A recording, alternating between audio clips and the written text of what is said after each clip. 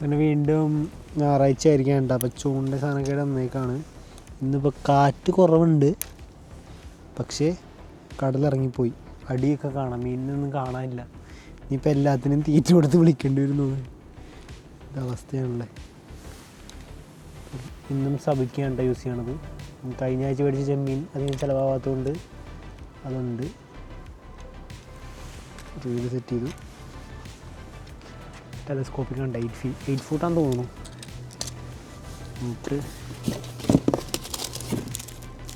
സബിക്കാണ്ട് എന്നും. എന്ന് വെച്ചാൽ കുറച്ച് എന്താ പറയുക, കുറച്ച് വലിയ ഹുക്കാണ് കഴിഞ്ഞ ആഴ്ചക്കാളും. 7 മീൻ, വെറും 7 മീൻ കിട്ടിയാൽ മതി. ഒരു ദിവസം 1 മീൻ പൊരിക്കാനുള്ളത് ഒരാഴ്ചക്ക്. 7 മീൻ കിട്ടിയാൽ നമ്മൾ വീട്ടിൽ പോകും. എന്തായാലും 6 മണിക്ക് മുന്നേ പോകണം. 6 മണിക്ക് ഇന്തോനേഷ്യ പിള്ളേർ വരുന്നുണ്ട്, അവരോട് ഫുഡ് കഴിക്കാൻ പറഞ്ഞിട്ടുണ്ട്. സെറ്റപ്പൊക്കെ എടുക്കാം.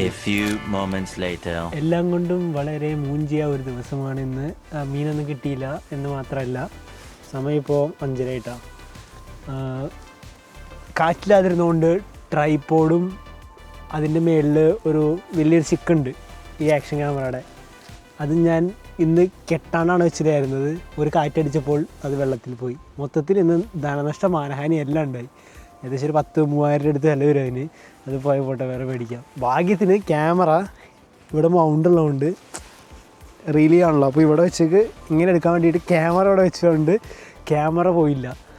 എന്തുകൊണ്ടും വളരെ സൂപ്പർ ദിവസമായിരുന്നു ഇന്ന്. അപ്പോൾ പിന്നെ ഇനി പോയിട്ട് ഫുഡെങ്കിലും കഴിക്കാം. ഇന്തോനേഷ്യക്കാർ 6 മണിയാകുമ്പോൾ വരും. അപ്പോൾ കാണാം, നാളെ വീണ്ടും കാണാം പുതിയ അപരാധമായിട്ട്. Okay, by.